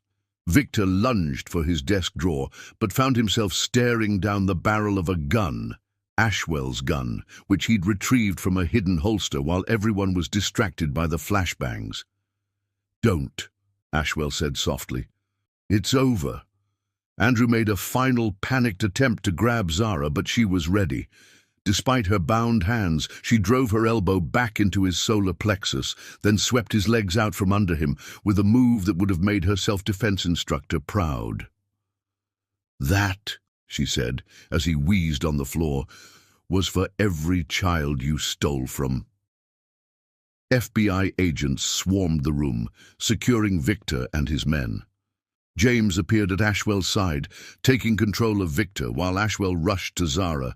He cut her bonds with a pocket knife, then gathered her into his arms, his composure finally cracking. "Are you all right?" he whispered against her hair. "I am now." She pulled back slightly to look at him. "You got my message? In the storage unit?" "I got everything." He touched her cheek gently, where the mark was beginning to bruise. "You're incredible, you know that? A bit reckless maybe, but incredible." "Reckless?" She managed a small laugh. "Says the man who just walked into a warehouse full of armed criminals." "I had backup." "So did I." Her eyes held his. "I knew you'd understand the clues. knew you'd see the bigger picture. Around them, the FBI was leading their prisoners away. Andrew's protests echoed down the corridor, a pathetic sound that seemed to mark the end of an era. Victor went quietly, but his eyes promised retribution, a threat that held no power now that his empire was crumbling. "The evidence?" Zara asked softly. "Being processed as we speak. Maya's working with the FBI's Financial Crimes Unit. The Constantine organization, Andrew's schemes, all of it, it's coming down." Relief flooded her face, followed quickly by exhaustion. She swayed slightly, and Ashwell tightened his hold on her. "Let's get you out of here," he said gently. "The FBI can take your statement later." But as they turned to leave, Zara stopped. "Wait." She walked back to Victor, who was being handcuffed by agents. "You asked what this story was really about. It's not about love, though I found that too. It's about courage. The courage to stand up to men like you who think money and power put you above justice." Victor's face contorted with rage, but before he could speak, she continued. "Every child who lost an opportunity because of your greed, every family destroyed by your schemes, they're going to get justice now. That's what makes this story worth telling." She turned back to Ashwell, who was watching her with a mix of pride and awe. Taking his offered hand, she let him lead her out of the warehouse and into the brightening day. Emergency vehicles filled the parking lot, their lights painting the scene in red and blue. FBI agents moved purposefully, processing evidence and securing the area. But Ashwell led Zara past all of it to a quiet spot where the rising sun painted the sky in colors of hope. "What happens now?" she asked softly. "Now?" He turned to face her, his hands coming up to frame her face. "Now we start writing our own story. No arrangements, no pretense, just us." "Just us," she repeated, leaning into his touch. "I like the sound of that." "I should have told you sooner," he said, his voice rough with emotion. "Those 3 nights, they weren't about making things right or protecting reputations. They were about falling in love with the most remarkable woman I've ever met." Tears spilled down Zara's cheeks. "Even though I lied to you, used our arrangement to gather evidence?" "You never lied about what mattered." He wiped away her tears with gentle thumbs. "Every moment we shared was real. Every conversation, every dance, every look, that was all truth." "It was," she whispered. "I never expected. When I walked into your office that day, I thought I was making a deal with the devil. Instead, I found a partner, someone who understands that some things are worth fighting for." "And are we?" he asked softly. "Worth fighting for?" In answer, Zara rose on her tiptoes and kissed him. It was a gentle kiss, sweet with promise and healing, but underneath ran a current of passion that spoke of all the nights to come. When they finally parted, both were smiling. "I'd say that's a yes," Ashwell murmured. The sun had fully risen now, washing away the shadows of night and secrets. In the distance, sirens wailed and reporters gathered, hungry for the story of how one of the city's biggest criminal enterprises had been brought down. But here, in this quiet moment, none of that mattered. What mattered was the way Zara felt in Ashwell's arms, the future they could see in each other's eyes, and the knowledge that sometimes the greatest love stories begin not with fairy tale magic, but with the courage to fight for what's right. Justice had been served, truth had prevailed, and love, real, honest, hard-won love, had bloomed in the most unexpected of arrangements. Chapter 9. The Truth Emerges. The Prince Industries boardroom had never felt more solemn. Late afternoon sun slanted through the windows, illuminating the faces gathered around the massive table. FBI agents sat alongside corporate lawyers, their expressions grave as they pored over the mountain of evidence Zara had gathered. Zara herself sat beside Ashwell at the head of the table, her hand clasped firmly in his beneath its polished surface. The bruise on her cheek had faded to a shadow, but the determination in her eyes burned brighter than ever. "The scope of this operation is staggering," Special Agent Sarah Martinez was saying, spreading documents across the table. "Mr. Simons didn't just embezzle from the foundation. He created an entire network of fake charities and shell companies. The Constantine family used these to launder money from their illegal operations, making it appear legitimate through a series of carefully structured donations." "How many other foundations were compromised?" Ashwell asked, his voice tight with controlled anger. "At least 12 that we've identified so far," another agent replied. "Children's charities, medical research foundations, educational trusts, anywhere money could be moved without attracting attention." Zara's grip on Ashwell's hand tightened. "The scholarship program at my school?" Agent Martinez nodded grimly. "One of their primary channels. They'd set up fake student accounts, divert the funds, then report the students as having dropped out or transferred. The real students never saw a penny of the money meant to help them." "That's why Marcus had to leave," Zara whispered, remembering a particularly bright student who disappeared mid-semester, and Sophia and David, all those kids who lost their chance because of him. Ashwell squeezed her hand, offering silent support. "What about the Constantine's other operations?" "We're uncovering links to everything from illegal gambling to extortion," Martinez explained. "But their real genius was in the financial manipulation. They weren't just criminals. They were destroying communities systematically, taking away opportunities from those who needed them most." "Show them the list," Zara said quietly. The agent pulled out a thick folder. Miss Sweet compiled detailed records of every student affected by the scholarship fraud. Names, dates, circumstances, everything we need to make this right. Ashwell looked at Zara with renewed amazement. "You tracked all of them?" "They weren't just numbers in a ledger," she replied, her voice strong despite the tears threatening to fall. "They were real people, with real dreams. Marcus wanted to be a doctor. Sophia was going to study engineering. David, he wrote the most beautiful poetry I've ever read." "We'll find them," Ashwell promised. "All of them. The foundation will make it right." "That's not all," Martinez continued, pulling out another file. "Miss Sweet also documented a pattern of similar operations in other cities. The Constantines were planning to expand, using the same template of compromised charities and fraudulent scholarships." The implications settled heavily over the room. This wasn't just about one foundation or one city. It was about a systematic assault on hope itself, targeting those who could least afford to lose it. "What happens now?" one of the lawyers asked. "Now we build our case," Martinez replied. "With Miss Sweet's evidence and testimony, we can shut down the entire operation. Mr. Simmons has already started talking, hoping for a deal. The Constantines won't be able to hide behind their legitimate business facade any longer." "And the students?" Zara pressed. "What about them?" Ashwell straightened in his chair. "The foundation will establish a special fund," he announced, "not just to replace what was stolen, but to expand our support.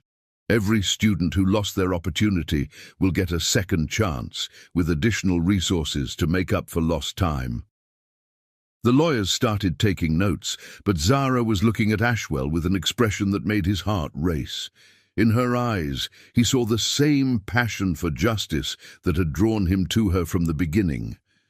As the meeting continued, details were discussed and plans were made. The FBI would need Zara's continued cooperation as they built their case. The foundation would need to be restructured to prevent similar vulnerabilities in the future. But through it all, one thing remained constant: the connection between Zara and Ashwell, growing stronger with each revelation. When the meeting finally ended, they remained in the boardroom, watching the sunset paint the city gold. Zara stood at the window, her arms wrapped around herself, lost in thought. "How did you do it?" Ashwell asked softly, coming to stand behind her.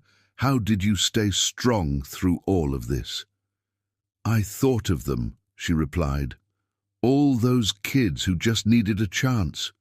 Every time I was scared or doubted myself, I'd remember their faces, their dreams, and then I'd think of my mother." "Tell me about her," he said, wrapping his arms around her waist.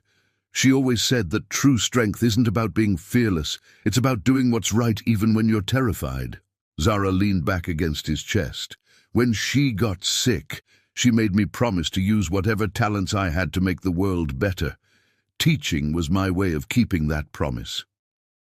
"She'd be proud of you," Ashwell murmured, pressing a kiss to her temple. "So proud." "I hope so." Zara turned in his arms to face him. "There's something else you should know. Something I found in Andrew's records about my mother's illness." Ashwell's expression grew concerned. "What is it?" "The experimental treatment she was denied. The one that might have saved her." Zara's voice trembled slightly. "The money was there. The foundation had approved the grant. But Andrew, he diverted it, used it to pay off gambling debts instead." The pain in her voice broke Ashwell's heart. He pulled her closer, letting her bury her face in his chest as tears finally fell. "He killed her," she whispered, "just as surely as if he'd done it with his own hands. And then he used her death to manipulate my father, to position himself to steal from other families, other mothers." "Listen to me," Ashwell said firmly, tilting her face up to his. "Your mother's legacy lives on in you, in your courage, your compassion, your determination to help others. Everything you've done, exposing the truth, protecting those students, bringing down this whole corrupt system, it's exactly what she would have wanted." "I couldn't have done it without you," Zara said softly. "Not just your resources or influence. Your belief in me, your understanding, even when I couldn't tell you everything, you trusted me." "Because I saw you," he replied simply. "Not the role you were playing or the mask you had to wear. The real you, passionate, brilliant, unstoppable when fighting for what's right." Their lips met in a kiss that tasted of tears and triumph, of endings and beginnings. When they parted, both were smiling despite the emotional weight of the day. "So what now?" Zara asked, echoing her question from that morning. "Now we keep fighting," Ashwell answered. "Together.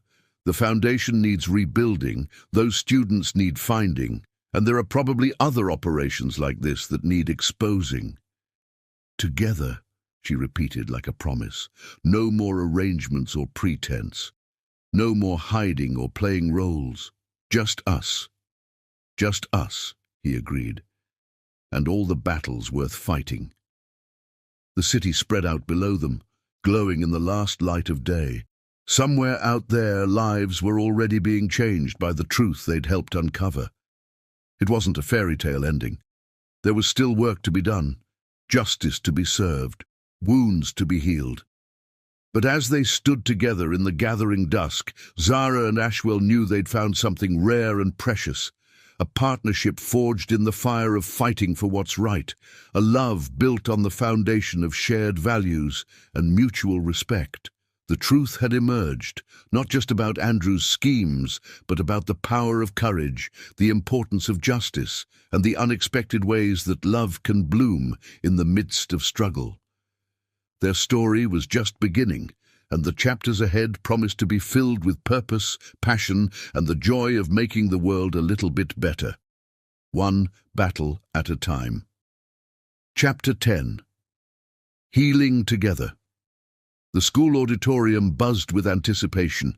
Sunlight streamed through high windows, catching dust motes that danced like stars in the morning light. On stage, a string quartet of students tuned their instruments, new ones, provided by the restructured Foundation's music program. Zara stood in the wings, watching with tears in her eyes as Marcus, newly returned to school, adjusted his violin with careful hands. 6 weeks had passed since the warehouse confrontation, 6 weeks of testimony, reconstruction, and healing. The Foundation's special investigation had located most of the affected students, offering them not just restored scholarships, but additional support to make up for lost time. Today was a celebration of their return, a concert to mark new beginnings. "They sound amazing." Ashwell's voice came from behind her, warm and proud. "Hard to believe they've only been practicing together for a month." Zara turned to him, radiant in a simple blue dress. Music was always in their hearts. They just needed the instruments to let it out. He drew her close, pressing a kiss to her temple. These quiet moments of affection had become natural between them, their relationship deepening with each passing day. "Your mother would have loved this," he murmured. "She would have," Zara agreed softly. "Especially seeing Sophia back at the piano. That girl plays like she's speaking directly to angels." The mention of angels brought a shadow of memory, the truth about her mother's treatment, denied by Andrew's greed. But the pain was different now, tempered by purpose and the joy of helping others avoid similar fates. The audience began filing in. Parents, teachers, Foundation board members, and even some FBI agents who had worked the case.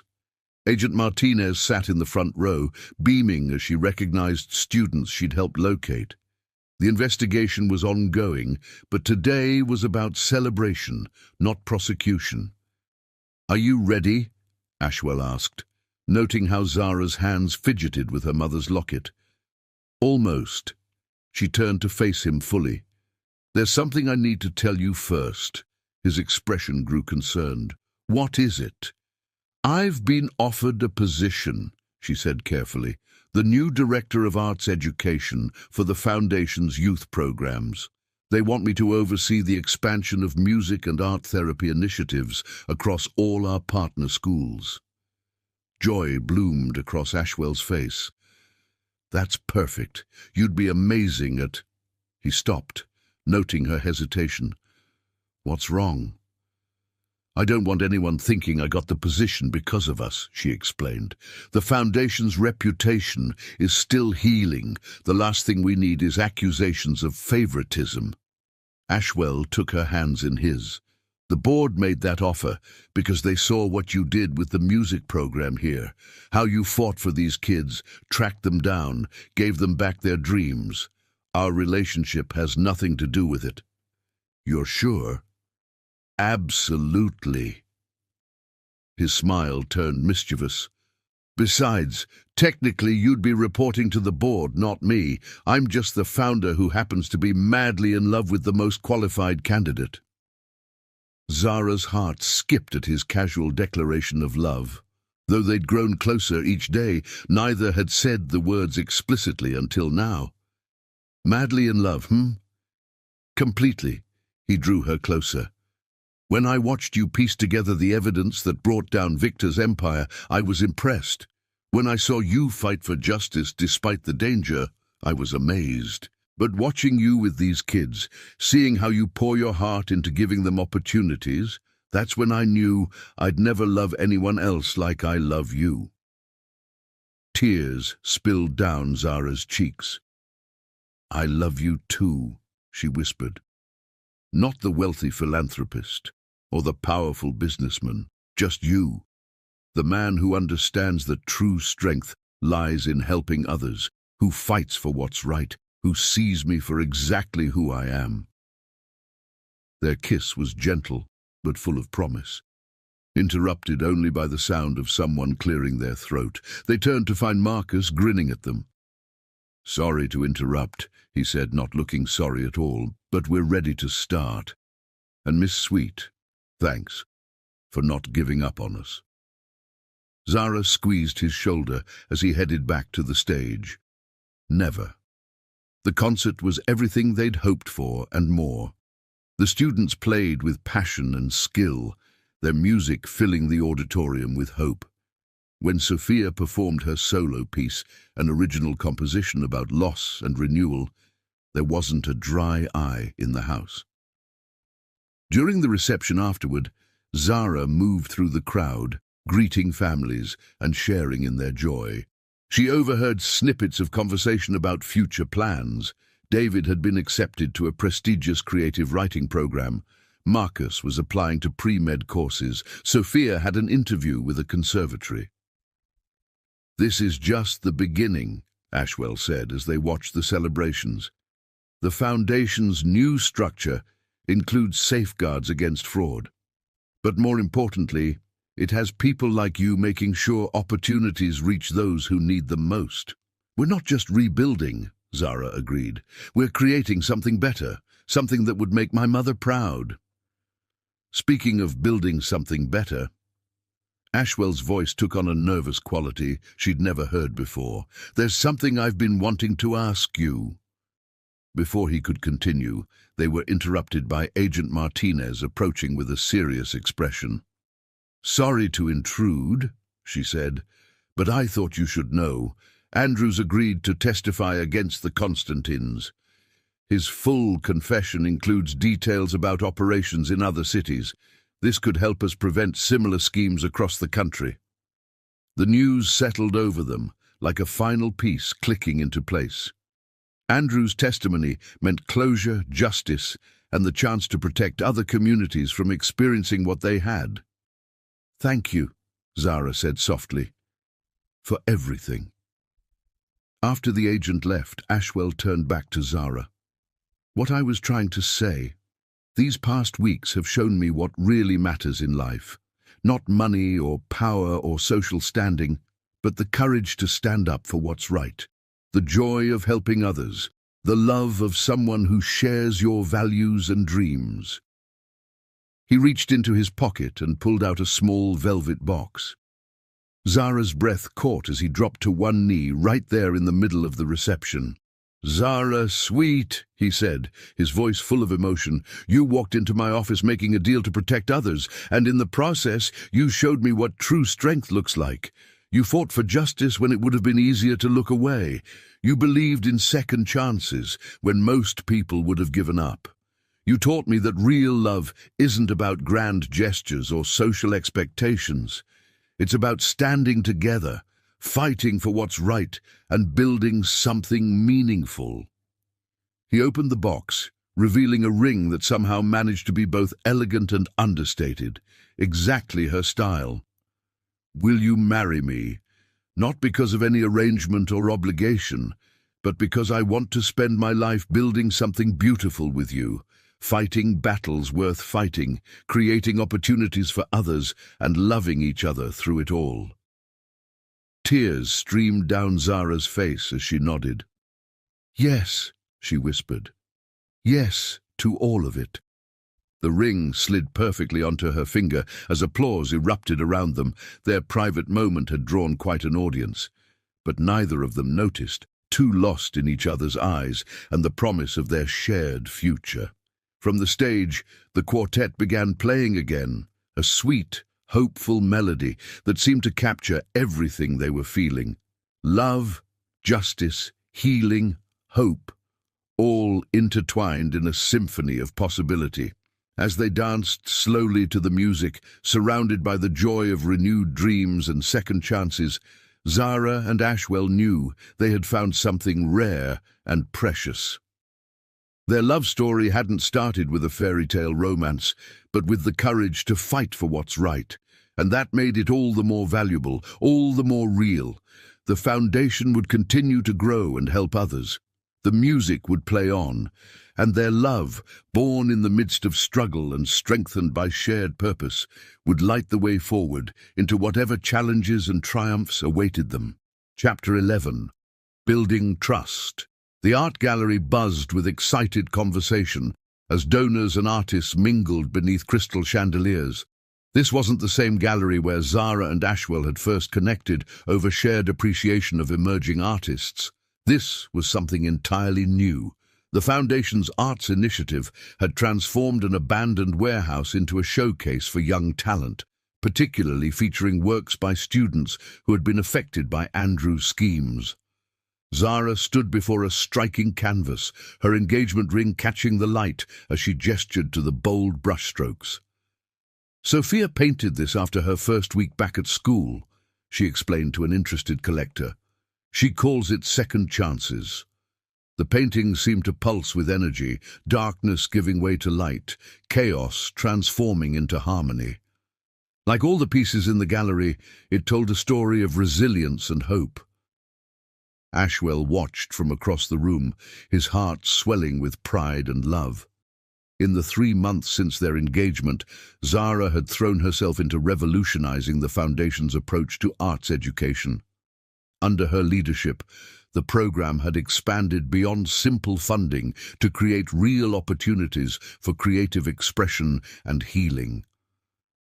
"She's remarkable," Maya Chen said, coming to stand beside him. The artist whose work had once captured their attention at the auction was now a key advisor for the initiative. The students trust her because they know she fought for them. "We all did," Ashwell replied, but he understood what Maya meant. Zara's connection with the students went beyond professional dedication. She saw herself in their struggles, their dreams, their determination to create beauty from pain. The gallery opening was more than just a showcase, it was a statement. Every piece on display represented a story of recovery and renewal. The Foundation's new transparency policies meant that donors could see exactly how their contributions were being used, with regular updates from the students themselves. Zara made her way through the crowd to join them, her simple black dress elegant but understated. She had refused to let her new position change her essential nature. She was still the passionate teacher who believed in the power of art to transform lives. "The Richardson Foundation just pledged full university scholarships for 5 of our students," she announced, her eyes shining, "including Sophia's conservatory tuition." Ashwell pulled her close, pressing a kiss to her temple. "You did this," he murmured. "We did this," she corrected. "All of us, working together." Maya excused herself to speak with some students, leaving them in a quiet moment amid the celebration.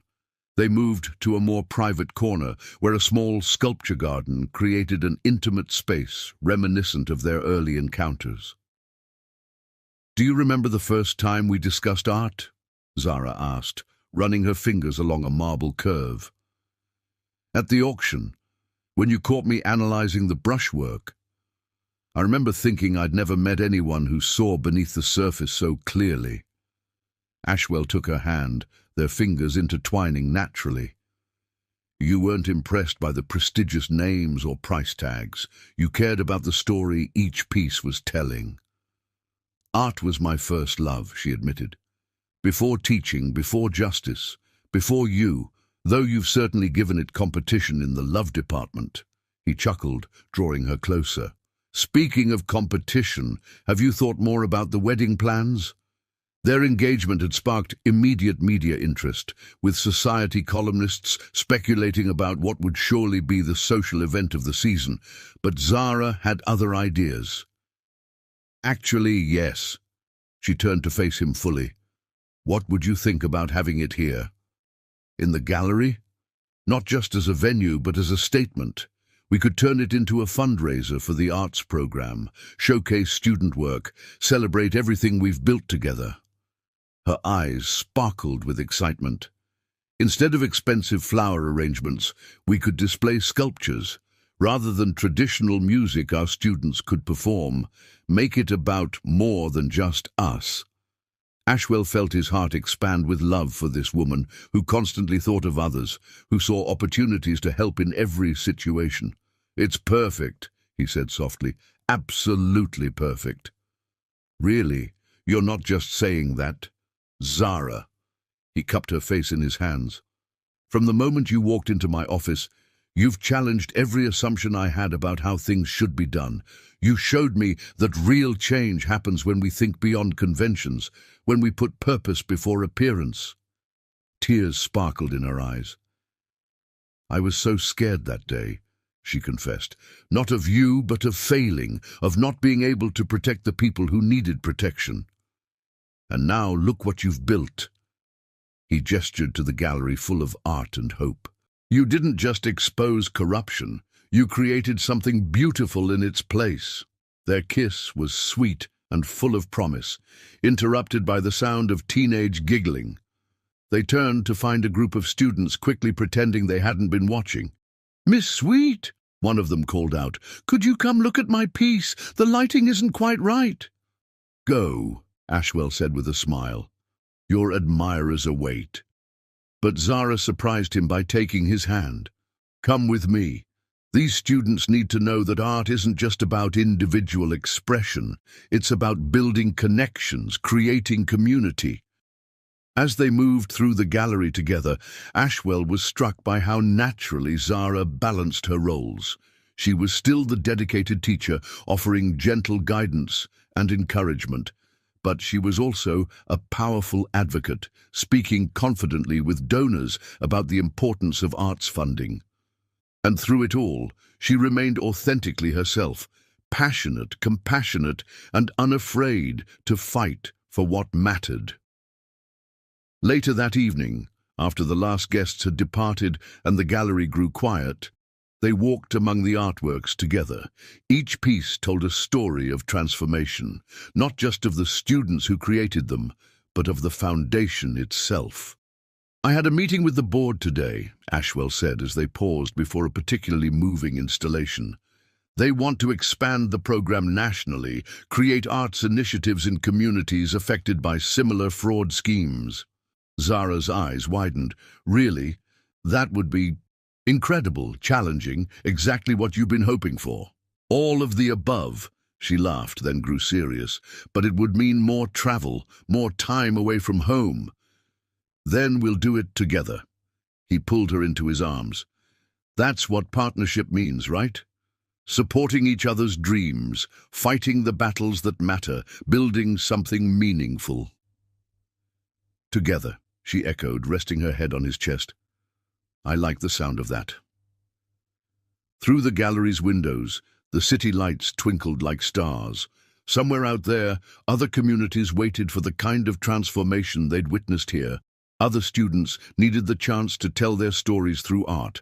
Other battles for justice and opportunity needed fighting. But for now, in this quiet moment surrounded by beautiful proof of what was possible, Zara and Ashwell simply held each other. Their love had grown from something arranged into something real, something powerful enough to change lives and heal wounds. The art on the walls spoke of second chances and new beginnings.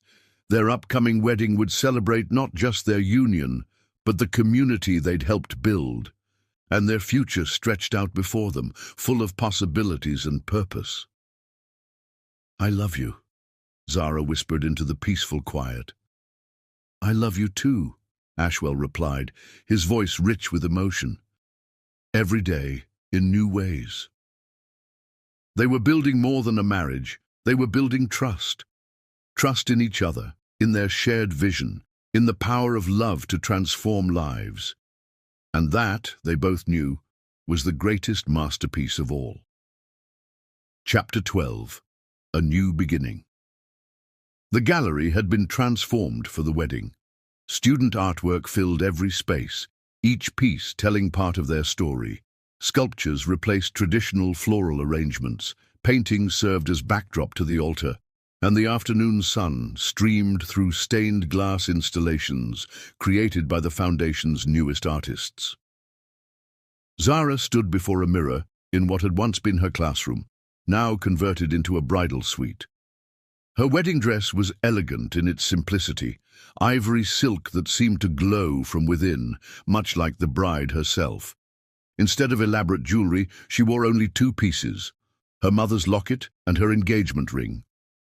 Sophia, now a rising star at the conservatory, helped adjust the dress's flowing lines. "It's perfect," she said softly, "just like this whole day." Through the open window, they could hear the string quartet, all foundation students practicing, The music wove together classical pieces with original compositions, creating something both timeless and new. Miss Sweet. Marcus appeared in the doorway, handsome in his tuxedo. It's time. Zara took a deep breath, touching her mother's locket. In the months since that first arranged meeting in Ashwell's office, life had transformed in ways she could never have imagined. The Foundation's work had expanded nationally, helping communities heal from similar schemes. Andrew's testimony had led to the dismantling of multiple criminal operations, but most importantly, love had bloomed in the most unexpected place. The gallery's main hall fell silent as the music changed. Zara walked down an aisle lined with art that represented healing, hope, and new beginnings. But her eyes were fixed on Ashwell, standing beneath an arch of sculpted metal and glass that caught the light like captured stars. His face, when he saw her, made her heart skip. This wasn't the polished businessman she'd first met, but the man who had fought beside her for justice, who understood her heart, who loved her for exactly who she was. The ceremony was uniquely theirs. Instead of traditional readings, students shared stories of transformation. Their vows spoke not just of love, but of purpose and partnership. When they exchanged rings, the metal had been forged with small pieces of the warehouse key, a reminder of where their journey began. Love, the officiant said, is not just about romance. It's about choosing to stand together, to fight for what's right, to build something meaningful. These two have shown us that true love can transform not just two hearts, but an entire community. Their first kiss as husband and wife was met with applause and music, a student composition that soared with hope and possibility. As they turned to face their guests, Zara and Ashwell saw not just family and friends, but a community they had helped build. The celebration that followed was a testament to their vision. Instead of a traditional reception, the gallery became a showcase of talent and triumph. Students performed music and poetry. Art was auctioned for the Foundation's new initiatives. Stories were shared of lives changed and dreams renewed. Later, as they danced among the artwork that told their story, Ashwell held Zara close. "Happy," he murmured, "more than I ever thought possible." She looked up at him, her eyes shining. "Did you ever imagine that first day in your office that we'd end up here?" "I knew you were special," he admitted, "but I had no idea how completely you would change my world." "Our world," she corrected gently. "Everything we've built together." The music shifted to a piece they both recognized, the symphony they'd heard on their third night together. But this time, arranged and performed by their students, it carried new meaning. It spoke not of endings, but of beginnings. As the evening drew to a close, Zara and Ashwell stood before the gallery's windows, watching the city lights twinkle like promises. Behind them, their guests continued celebrating among the art that represented so much more than decoration. "You know," Ashwell said softly, "some people might say our story began with an arrangement." "But they'd be wrong," Zara finished. "It began with courage, with the determination to fight for what's right. And it led to love. The kind of love that builds things," she agreed. "That creates change. That writes new stories." Their kiss was sweet with promise and possibility. Around them, the gallery stood as testament to what could be built from the ashes of injustice. Beauty, hope, community, love. Their love story hadn't followed a traditional path, but it had led them exactly where they needed to be. As they left the gallery that night, stepping into their future together, both knew that this wasn't really an ending at all. It was, as the chapter title suggested, a new beginning. There would be more battles to fight, more lives to touch, more beauty to create. But they would face it all together, their love strengthened by shared purpose and unwavering trust. The price of freedom, they had learned, wasn't measured in arranged nights or business deals. It was measured in courage, in commitment to justice, in the willingness to fight for what matters most. And sometimes, if you were very lucky, it led to the kind of love that could transform not just two lives, but countless others. Their story would be told in the art that lined the gallery walls, in the music their students created, in the lives touched by their foundation's work. It would remind others that true love isn't about fairy tale endings, but about choosing to stand together, to fight the battles worth fighting, to build something beautiful from whatever life presents. And that, they both knew, was the greatest love story of all. Subscribe if you loved.